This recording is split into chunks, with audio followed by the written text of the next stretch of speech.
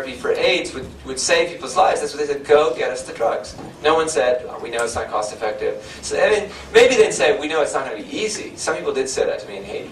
But they didn't. It was all about find a way to make it work. And on their end, I have to say, I think they made it work. Last example, and then I want to close. This is just, now how on earth would you end up here? I mean, many of you recognize this. This is in a Siberian prison.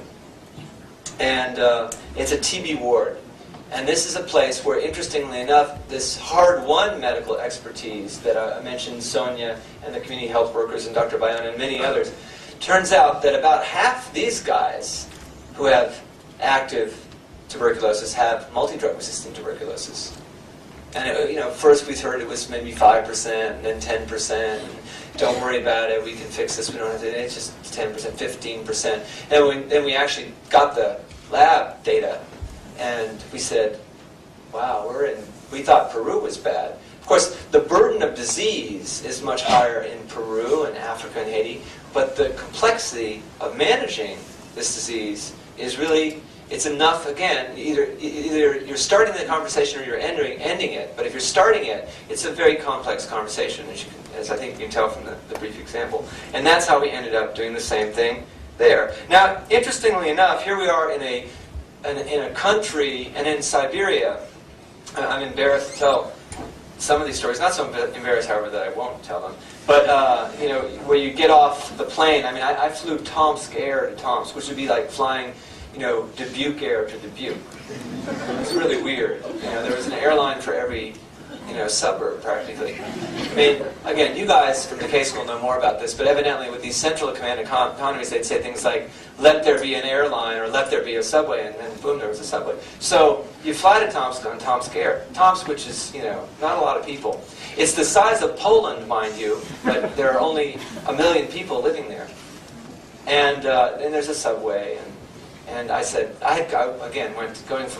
I went from rural Haiti to rural Siberia. Or I guess Siberia is sort of by definition rural, but I went from rural Haiti to Siberia, and there was no direct flight. And I get off the planes. That takes 3 days, by the way. 2 days if you're lucky. But and a lot of drugs. But I get off the plane, and you're totally disoriented, and there are subway tram. And there are laboratories, and there are scientists, and each of these places has been so different. That's the point of this thinking, trying to learn to listen to poor people. Because it would have been easy for me to say, I am never coming back here. We have much more serious problems to deal with in Haiti, or why aren't we in Africa, or Tajikistan? Forget Russia. But then you go into the prison, and you say, oh, it's the same people again.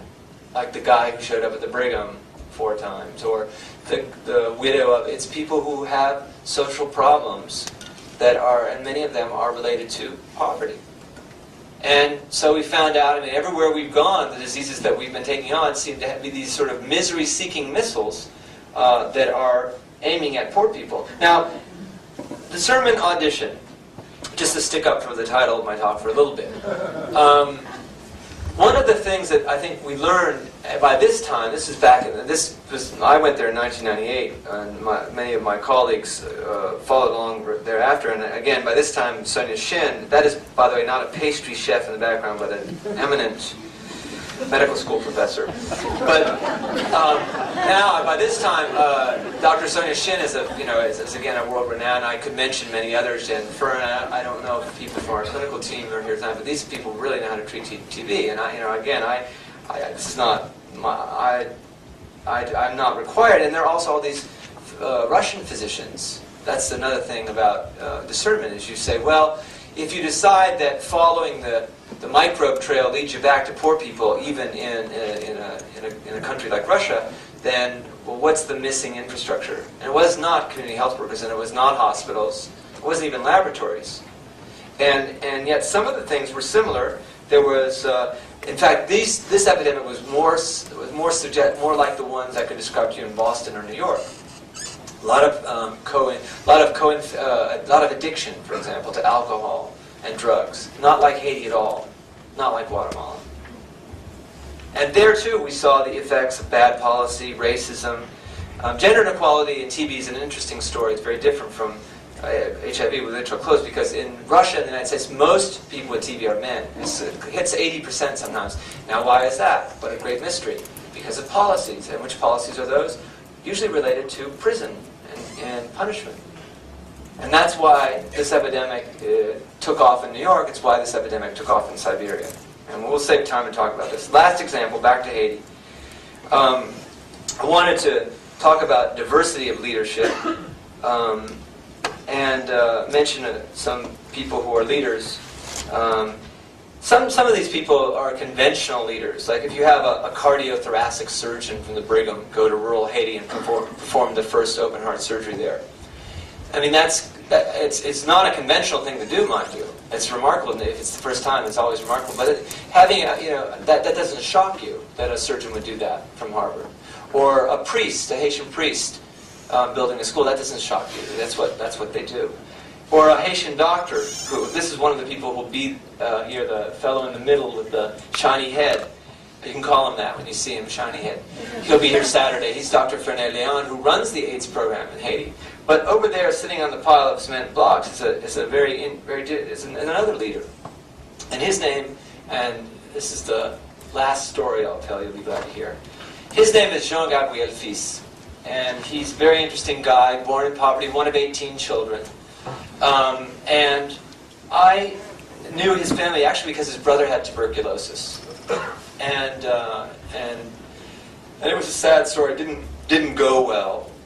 It was back in the day in the dark days. But I knew a lot of the members of his family. I certainly knew his mother well too. But I used to see him pretty regularly on Fridays because he would come back from this village, this market village, and with these enormous sacks that he was carrying, and it would be food for now this is a medical complex now, and schools, and it would be food for us to eat, for the staff, the doctors and nurses, the patients too. And these huge, huge bags. Talk about carrying a malnourished Haitian toddler. These things were enormous. And we got to be friends. He's very outgoing. And some of you have met him. He's very outgoing. This is maybe only 5 or 6 years ago, I think. And we got to be good friends. And once I was going back for here a month on service, and I have a hobby, gardening, I'll tell you. Which is a silly hobby in Haiti. I mean, there's landless peasants. What a dumb hobby. I can't help it. But mostly, in my defense, trees, which is not silly. I mean, Haiti's very deforested. Anyway, so I would ask people, every time I'd go back here to be on service at the Brigham, I'd say to my neighbors, who are peasant farmers, would you water my garden? I didn't want to call it my yard, which was just too embarrassing. It's tiny. I mean, it's not that it was grand. It's just that I'm the only person who has a yard. They sweep their yards with brooms, and I wanted grass in mine, and and flowering plants and other things. So, and I'd come back and they'd say, "Oh, sure, we'd be glad to, Dr. Ball. We love you. We love the medical care you give us here. You're our favorite." And I'd come back and the whole thing would be withered every time. And someone would say, "Well, there was a water shortage," and I'd say, "But there's a hose." Or, well, the pigs got in, or I'm sorry. And, in the end, I'd get kind of embarrassed. I thought, I'm not going to scold people who lost their land to a hydroelectric dam about not watering my ornamentals. I just couldn't bring myself to do it. So I asked this guy, Jean-Gabriel Fils, one time if he'd do it, and I came back, and it was verdant. And I said to him, he goes by Tijan, I said, Tijan, I can't thank you enough. I'd really like to do something for you, but he's really high-strung, and I knew I shouldn't offer to pay him money. I knew that I suspected that might not be the thing to do. I mean, I could put it in an envelope and just give it to him, but I knew it would be crass. He's just that kind of guy. And I said, I'd really like to do something for you, and anything I could. I really am grateful for this. And he said, okay, then I'd like your computer. So, as luck would have it, I had just received a new computer 2 days previously. Now, I don't know if he knew that. I don't think he could have, because it just returned and it was hidden away. And maybe there's a mole inside Partners in Health, but I don't think so. And I said to him, instead of just saying no, I immediately thought of that brand new computer with a DVD player actually hidden away in my luggage. And I said, well, I'm ashamed to tell you that I said, well, what would you want with a computer? And he said, oh, I'll bet someone asked